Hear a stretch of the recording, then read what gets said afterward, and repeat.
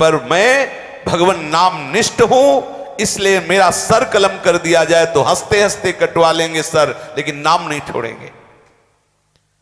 इनकी ऐसी बात सुनकर के कुछ क्षण के लिए पूरी सभा मौन हो गई। भगवान नाम का प्रभाव, मुलकपति का हृदय पसीज उठा। इनकी वो सरल वाणी, इनका वो तेज, इतना आकर्षण, वो मौन हो गया। फिर थोड़ी देर में बोला कि तुम्हारी बातें हमारी समझ में कुछ कुछ आती हैं, लेकिन ये जितनी बातें तुमने कही ये सब हिंदू फकीरों की है, तुम्हें उचित नहीं है। तुम मुसलमान के कुल में जन्मे हो, तुम्हें मुसलमान के धर्म में ही विश्वास रखना चाहिए। हरिदास जी ने कहा महाशय बिल्कुल आप ठीक कह रहे हैं। देखो भक्त का हृदय कैसा होता है, मेरा कोई आप पर विरोध का भाव नहीं, किंतु विश्वास तो अपने अधीन की बात नहीं है। पता नहीं हमारे ऊपर कैसे कृपा हो गई कि मुझे भगवान नाम पर विश्वास हो गया है। ऐसा भगवान नाम पर विश्वास नहीं कि किसी के कहने से छूट जाए या किसी भय से छूट जाए। कोई हिंदू ही बना रहे, इस पर आपका कोई जोर, कोई हिंदू मुसलमान बन जाए तो आपका कोई जोर चलेगा।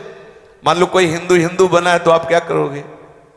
अगर कोई हिंदू मुसलमान बनना चाहता है तो आप उससे सहयोग करेंगे, रोकेंगे नहीं। अगर कोई मुसलमान हिंदू बन जाए तो क्या फर्क पड़ता है?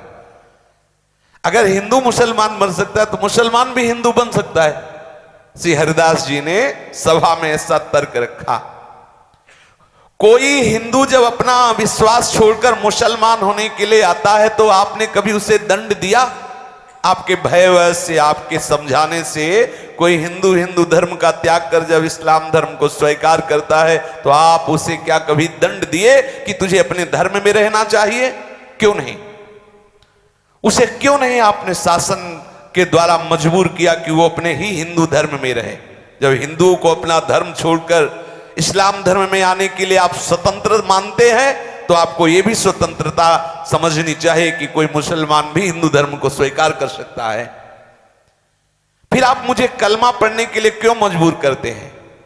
इनकी ये बात सुनते ही न्यायाधीश चुप हो गया, कोई उत्तर नहीं। गोराई काजी ने देखा यहां तो मामला बिल्कुल उल्टा हो रहा, बादशाह चुप हो रहा, फिर क्या होगा? वो जोर से बोला कि ये सब बातें हमें नहीं सुननी, हमें इनकी ये दलीलें सुननी नहीं है, इन्हें दंड देना है। अगर इनके विरुद्ध कोई कार्रवाई नहीं हुई, ये काफिर है, तो आप समझ लो धर्म की बड़ी हानि हो जाएगी। अधर्म करने वालों को दंड देना हमारा कर्तव्य है। इसलिए बादशाह से कहा या तो एक कलमा पढ़ना स्वीकार करें या दंड भोगना, दोनों में एक पसंद कर लें, छूट देते हैं।